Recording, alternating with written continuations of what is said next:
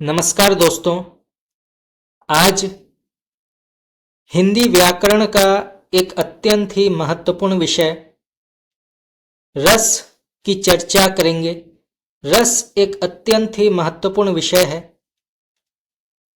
हिंदी व्याकरण और भारतीय काव्यशास्त्र का एक बहुत ही महत्वपूर्ण हिस्सा है, जहां से कई प्रकार के प्रश्न उत्तर विभिन्न प्रकार के प्रतियोगी परीक्षाओं में आते हैं, तो इसके बारे में जानना जरूरी है। आज रस की परिभाषा, भेद और उसके महत्वपूर्ण उदाहरण की चर्चा करेंगे। और उससे भी पहले हिंदी व्याकरण के जितने भी प्रकार के अन्य महत्वपूर्ण विषय हैं, जैसे संज्ञा, सर्वनाम, विशेषण, क्रिया विशेषण, कारक, क्रिया, वचन, अलंकार से जुड़े जितने भी प्रकार के प्रश्न उत्तर हैं, परिभाषा, भेद और उनके महत्वपूर्ण उदाहरण की चर्चा की गई है। और उससे भी पहले हिंदी साहित्य के जितने भी प्रकार के काल हैं, जैसे आदिकाल, भक्ति काल, रीति काल और आधुनिक काल से जुड़े जितने भी प्रकार के प्रश्न उत्तर हैं, उसकी भी चर्चा हमने की है। तो अगर आपने अभी तक मेरे पहले के क्लासेस नहीं देखे हैं तो आप जाके देख सकते हैं। तो आज रस की चर्चा करेंगे। तो सबसे पहले ये जानना आवश्यक है कि रस क्या है, रस की परिभाषा क्या है। और ये प्रश्न भी कई बार पूछा गया है कि रस की परिभाषा को संक्षिप्त शब्दों में बताइए।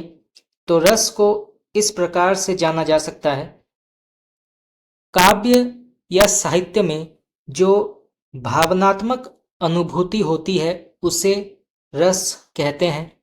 रस का उद्देश्य पाठक या श्रोता के मन में आनंद उत्पन्न करना है। रस का अर्थ है आनंद या सुखद अनुभूति। आचार्य भरत मुनि ने इसे साहित्य का प्राण कहा है। रस का निर्माण स्थायी भावों, विभावों, अनुभाव और व्यभिचारी भावों के संयोग से होता है। तो ये एक अत्यंत ही महत्वपूर्ण परिभाषा है, तो आप इसको नोट कर सकते हैं। तो फिर से पढ़ते हैं। काव्य या साहित्य में जो भावनात्मक अनुभूति होती है उसे रस कहते हैं। रस का उद्देश्य पाठक या श्रोता के मन में आनंद उत्पन्न करना है। रस का अर्थ है आनंद या सुखद अनुभूति। आचार्य भरत मुनि ने इसे साहित्य का प्राण कहा है।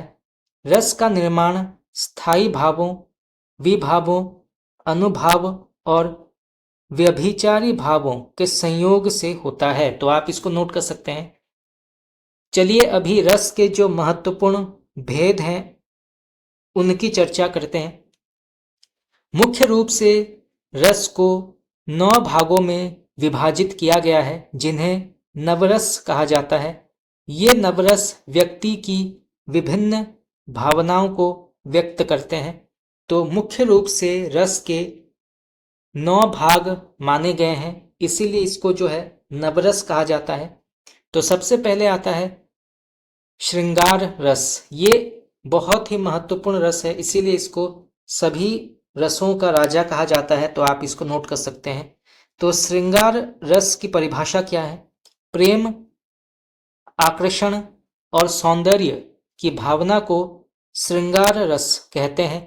इसके स्थायी भाव में प्रेम होता है और इसे संयोग यानी कि मिलन और वियोग यानी कि विछोह में विभाजित किया गया है। तो आप इसको नोट कर सकते हैं। ये प्रश्न भी कई बार पूछा गया है। उदाहरण के तौर पर राधा कृष्ण के प्रेम का वर्णन श्रृंगार रस में किया गया है। इसके बाद आता है वीर रस। तो वीर रस भी एक अत्यंत ही महत्वपूर्ण रस माना जाता है कविता के अंतर्गत। तो इसकी परिभाषा क्या है? वीरता साहस और पराक्रम की भावना को वीर रस कहते हैं। तो वीर रस को इस प्रकार से जाना जा सकता है कि वीरता, साहस और पराक्रम की भावना को वीर रस कहते हैं।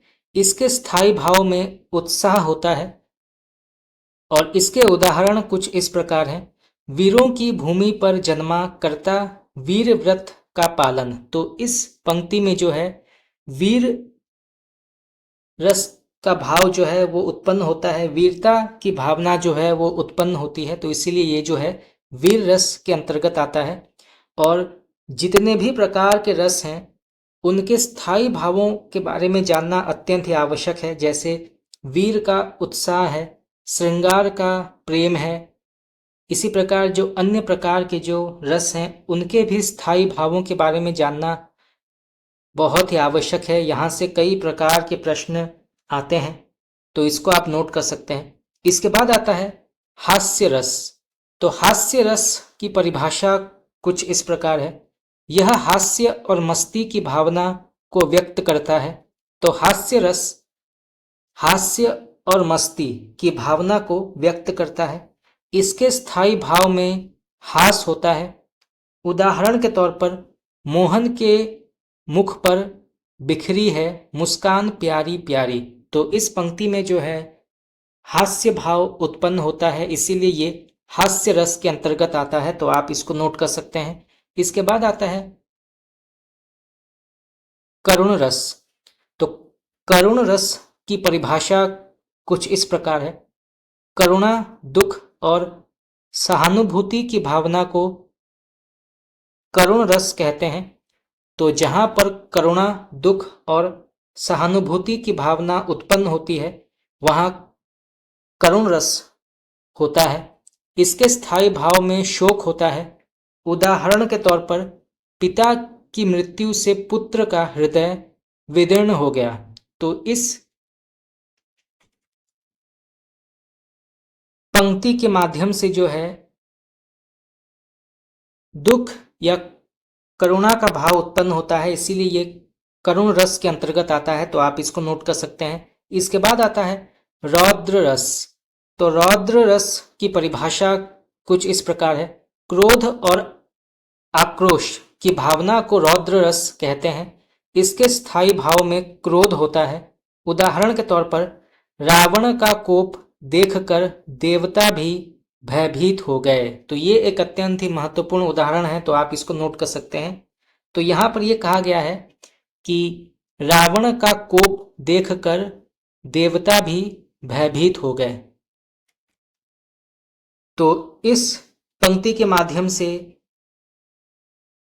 ये साफ होता है कि ये पंक्ति जो है एक प्रकार से रौद्र या क्रोध का भाव उत्पन्न कराती है, इसीलिए ये रौद्र रस के अंतर्गत आता है। तो आप इसको नोट कर सकते हैं। इसके बाद आता है भयानक रस। तो भयानक रस की परिभाषा कुछ इस प्रकार है। भय और आशंका की भावना को भयानक रस कहते हैं। इसके स्थायी भाव में भय होता है। उदाहरण के तौर पर घनघोर अंधेरी रात में जंगल में आवाजें गूंज उठी। तो इस पंक्ति के माध्यम से जो है एक भय का भाव उत्पन्न होता है, इसीलिए इस पंक्ति में भयानक रस का उल्लेख किया गया है। घनघोर अंधेरी रात में जंगल में आवाजें गूंज उठी। तो जब हम ऐसी आवाजें सुनते हैं तो हमारे मन में भय उत्पन्न होता है। चलिए आगे बढ़ते हैं। इसके बाद आता है विभत्स रस। तो विभत्स रस की परिभाषा कुछ इस प्रकार है। घृणा और अरुचि की भावना को विभत्स रस कहते हैं। इसके स्थायी भाव में जुगुप्सा होता है। तो इसके स्थायी भाव में जुगुप्सा होता है। उदाहरण के तौर पर रक्त से लथपथ दृश्य देखकर सबका मन घृणा से भर गया। तो रक्त से लथपथ दृश्य देखकर सबका मन घृणा से भर गया। तो इसके माध्यम से जो है इस पंक्ति के माध्यम से एक घृणा का भाव उत्पन्न होता है या विभत्स का भाव उत्पन्न होता है। तो इसलिए जो है इसको विभत्स रस के अंतर्गत रखा जाता है। इसके बाद आता है अद्भुत रस। तो अद्भुत रस की परिभाषा कुछ इस प्रकार है। आश्चर्य और अचंभे की भावना को अद्भुत रस कहते हैं। इसके स्थायी भाव में आश्चर्य होता है। उदाहरण के तौर पर नीले आसमान में इंद्रधनुष का रूप देखकर सभी चकित रह गए। तो नीले आसमान में इंद्रधनुष का रूप देखकर सभी चकित रह गए। तो इस पंक्ति के माध्यम से एक तरह से अचंभा या आश्चर्य या कह सकते हैं कि अद्भुत रस का उत्पन्न होता है। तो आप इसको नोट कर सकते हैं। इसके बाद आता है शांत रस। तो शांत रस की परिभाषा कुछ इस प्रकार है। यह शांति, संतोष और आत्मसंतुष्टि की भावना को व्यक्त करता है। इसके स्थायी भाव में निर्वेद होता है। उदाहरण के तौर पर योगी ध्यान में लीन होकर आत्मिक शांति का अनुभव करता है। तो इस पंक्ति के माध्यम से एक शांत माहौल या शांत परिवेश का आभास होता है। इसीलिए इस पंक्ति में शांत रस को उपयोग में लाया गया है। चलिए अभी निष्कर्ष की चर्चा करते हैं।